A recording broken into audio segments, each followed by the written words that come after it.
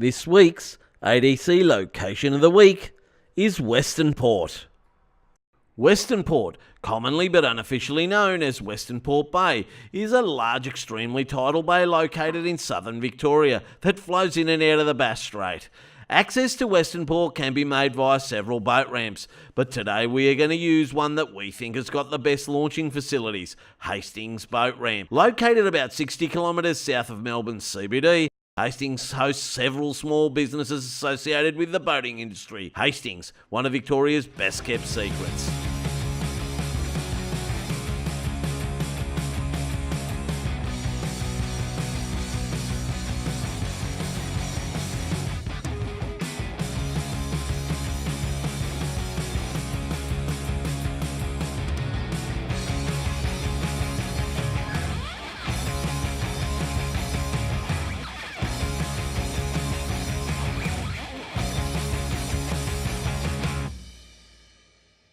After our leisurely drive down the Western Port Highway in the trusty Jeep, we finally arrived at Hastings, and to our surprise, the boat ramp was empty. This made it very easy to launch, but the facility at Hastings is set up to take its fair share of traffic with 4 launching ramps. I never get sick of visiting this place because of the fantastic facilities and the ease of launch and retrieval. Okay guys, so we're going to go offshore fishing today. I like to double up myself when I'm going offshore, because when you're offshore there's not much you can do if you can get yourself into trouble. I mean, it's always good to make sure that you've got your mobile phone working and your two-way working, but fuel, I reckon, is one of the most important things on the boat when you're deciding to go on a trip offshore. Now, some people think they've got enough fuel on the boat. I like to have too much fuel on the boat, and I like to double check it. So the first thing I like to do is I like to make sure that I've got plenty of fuel via my fuel gauge. My backup method on the boat, fortunately I've got one of these Garmin's, the late model Garmin, the GPS Map 5012 version, which is a touchscreen. It's also got, I can control I can monitor my engine performance from this. So I've got fuel gauges in here. So what I normally like to do when I'm going offshore is double check myself. So I've fueled the boat up and I know how much fuel I've put in the boat. So I go into the information, then I hit the engines button, and this takes me to the fuel. Go into my menu, add fuel to boat, 250, done. Now my fuel gauge is working as well. My fuel tank's a 300 litre tank. I always like to leave 50 litres spare, because 50 litres should get me back from most places, so safe fishing. Well, we were finally ready to go, so we made the slow trip following the 5-knot speed limit through the windy channel till we got out onto the main channel, and then off we went.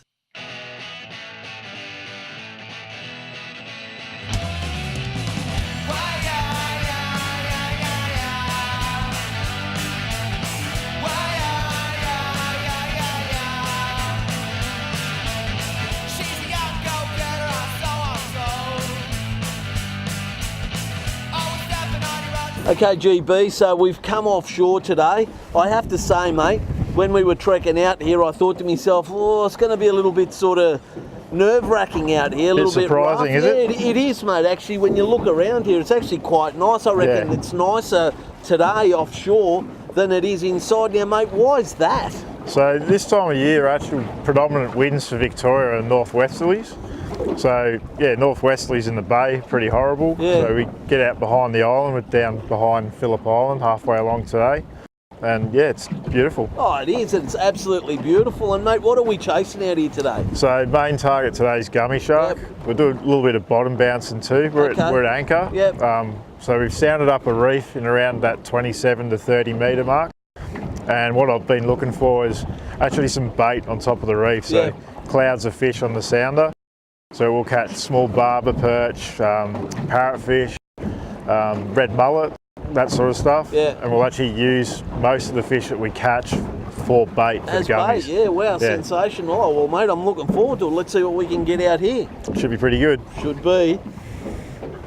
Now, GB, I'm used to fishing this sort of running sinker, the sliding sinker, the Western Port rig as they call it. Most of my rigs were set up like that. You've changed our rigs now. What have you actually done? So mainly we're going to be fishing nearly straight up and down, and there's not much current. And we're fishing very heavy bottoms. The old style Western Port rig with a long leader, that's going to sit in the bottom and get tangled up, and we're going to end up just getting snagged up. Yep. So I come up with this little rig here. So it's a very short leader. It's actually on a revolving swivel, so that swivel revolves around the other one. Yep. And we've got a very long leader, a metre for our sinker. So that's going to keep the bait up off the bottom.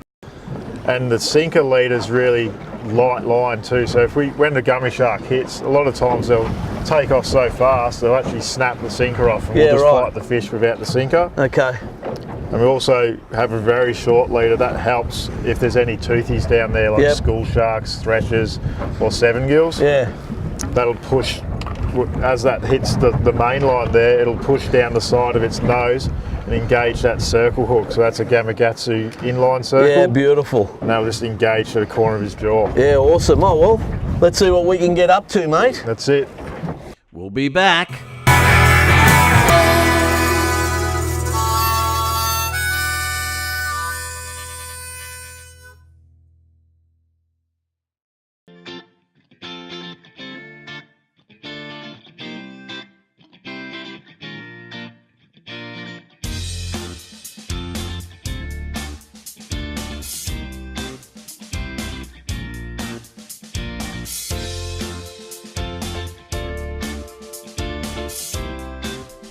Brighton Jeep, we don't just sell Jeeps, we live Jeeps.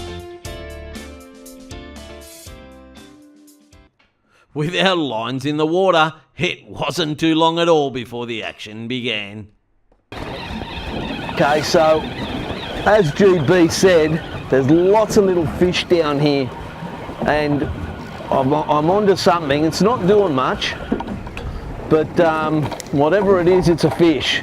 When you go fishing and you catch a fish, it's always a good fishing session, I reckon. So let's see what we're bringing up here. Old mate out there is ready for me. If I don't want it and I throw it back in, I can tell you, he's going to be taking it. But I'm sorry to say, this one's coming with us. There you go, what a beautiful looking fish. GB? So that's the male barber perch. A barber perch, there you go. What about them? So his eyes have blown from the depth he's come out of, but it's a male. They're really good gummy bait. So that's what we're going to do with this one, Ian. There's lots of these little blokes down there. And can you eat these? They don't get much bigger, but really nice white flesh. You can eat them. And look at that rod's going in the background too. So that will be another one of these, yeah? Yeah, probably a parody, because that's got a big bit of squid on it. Okay. That's actually rigged up for gummies too. Beautiful. Oh, well, let's keep going, see what we can get. Yep. And again! This one feels a bit better. So there's a good chance it's a parrotfish. A lot heavier, doing a lot more. This is what fishing's all about. We take it for granted sometimes. You know, and when you've endured a long cold winter, tuna bite hasn't been good, winds have been crazy, anything you get is unreal. So here it comes. Yep. Right in the corner of the jaw. Parrotfish. Now these have got a size limit, haven't they, GB? Yeah, mate. I think it's 34 centimetres. Okay. So if he's big enough. Hooked up perfectly. He was going nowhere.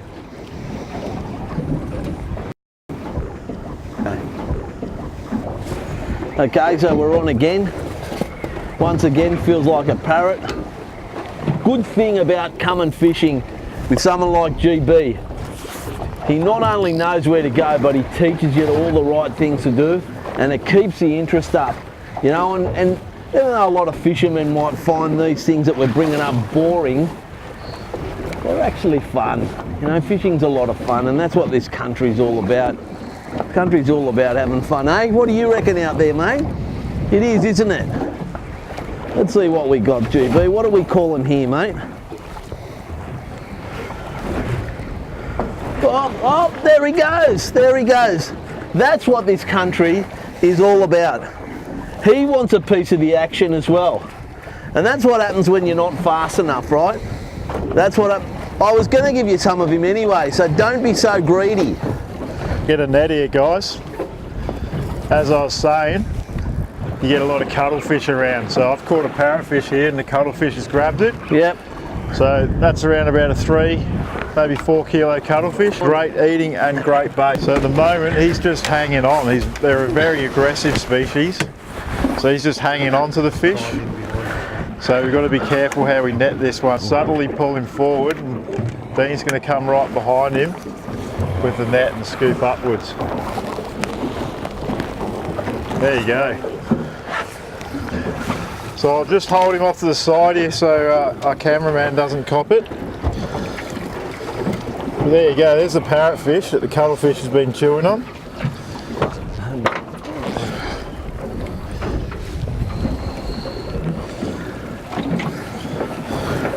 And there you go, look at that.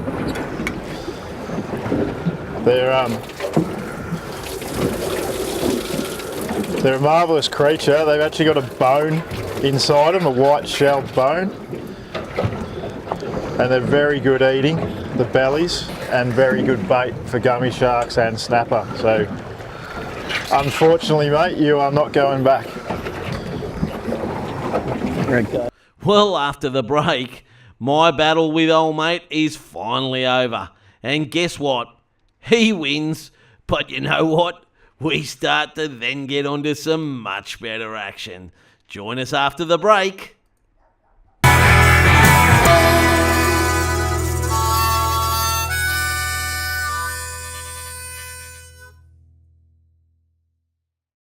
This week's ADC Safety Tip of the Week. Now, a lot of people out there may be watching Andy wash the boat and saying, what has that got to do with safety? Well, guys, washing the boat after every use is one of the most important things you can do, in my opinion. By doing this, you will ensure all the salt water that has covered your boat from the ocean is removed, and all the components and accessories on your boat will remain in peak working condition. I like to use the high pressure hot soapy water first, and I make sure I get it all over the boat. Next comes the high pressure rinse, once again all over the boat. When that is finished, attach the flushing ears to the outboard. Now get the motor running. Make sure fresh water is running out of all jets and the prop. Get the motor to normal running temperature, and that will ensure the engine thermostat opens. Allow it to run for a couple of minutes. Guys, doing this after every use will help you get many hours of trouble-free boating.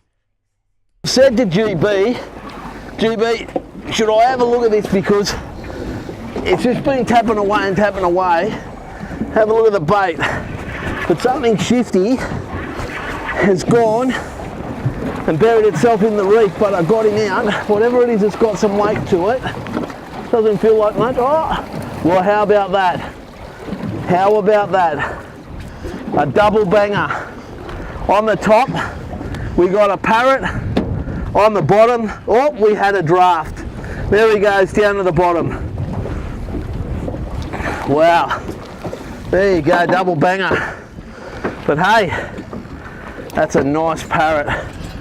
They are beautiful, these things. They've got some brilliant colours.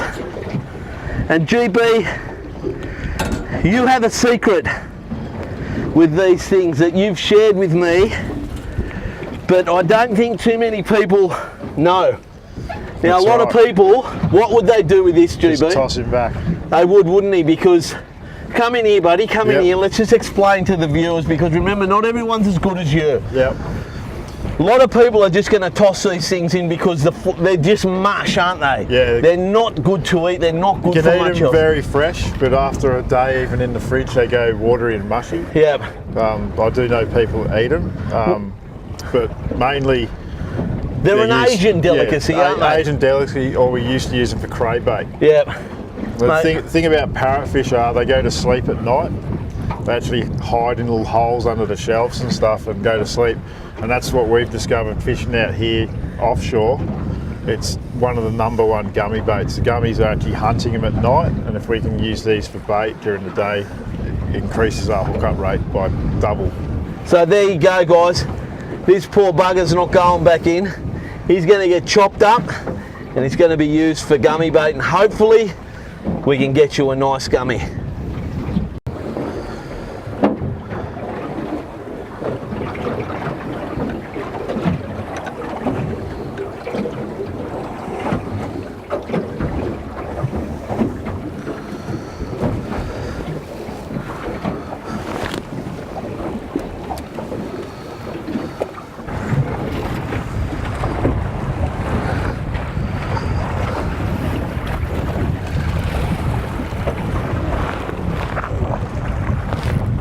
Okay, so we've got something here, bit more weight, doesn't feel like it's anything special, but once again, it's something, you know what I mean? A lot of dead weight, a little bit of movement there, but got a feeling it's either a banjo or a draft board, one of the two, certainly a heavy one.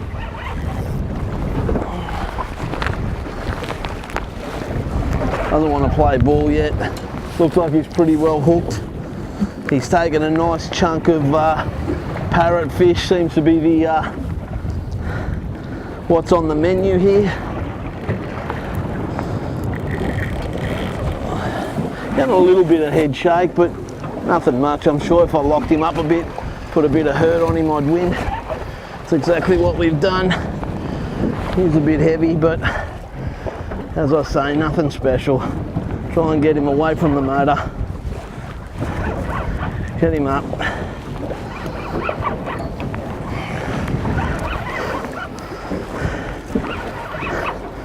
Put it this way, it's better than staying at home doing nothing, right, GB? That's it.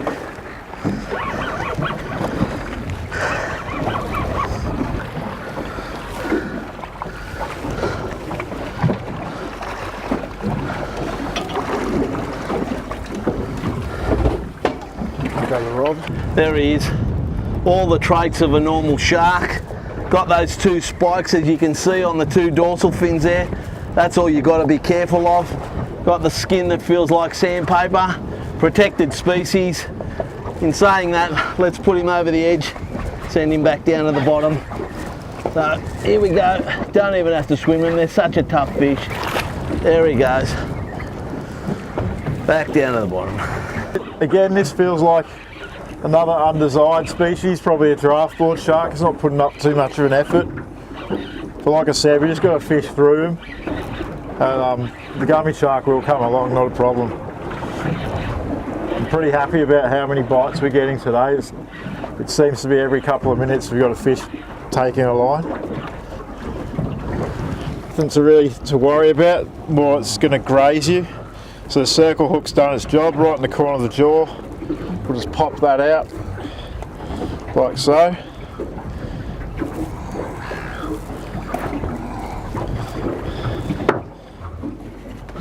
And that's common draft board shark. Very, very heavy skinned, and they don't smell the best either. In England they'd call it a huss. Goodbye, mate. This fish actually hasn't done what most of the gummies do out here, which actually they scream off and take a lot of line. This one just loaded up and swam slowly around the boat, so it could either be another big Port Jackson, or it might just be a lazy gummy shark. We'll find out shortly. It's doing all the characteristics of a shark, which is swimming head first into the current, but I'm not quite sure what it is.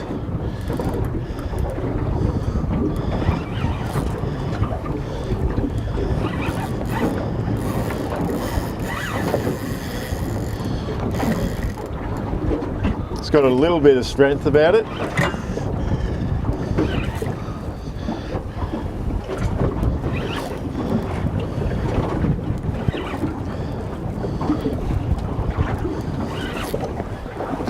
There's no point in rushing it. The fish is trying to take line, just let it take line, and if you rush it and sort of spook the fish, you're only going to make things worse for you.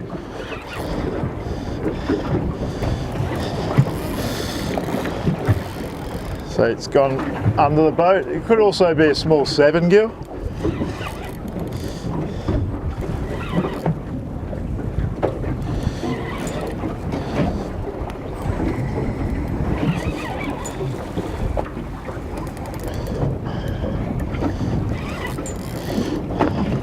It's a bit of an awkward fight at this depth. You've got to make sure that the fish keeps the line away from the boat, so you've got to fight them awkwardly, sort of. Keep your rod out or down where it needs to be. Keep your rod tip away from that edge of the boat. It's got some good weight in this fish though.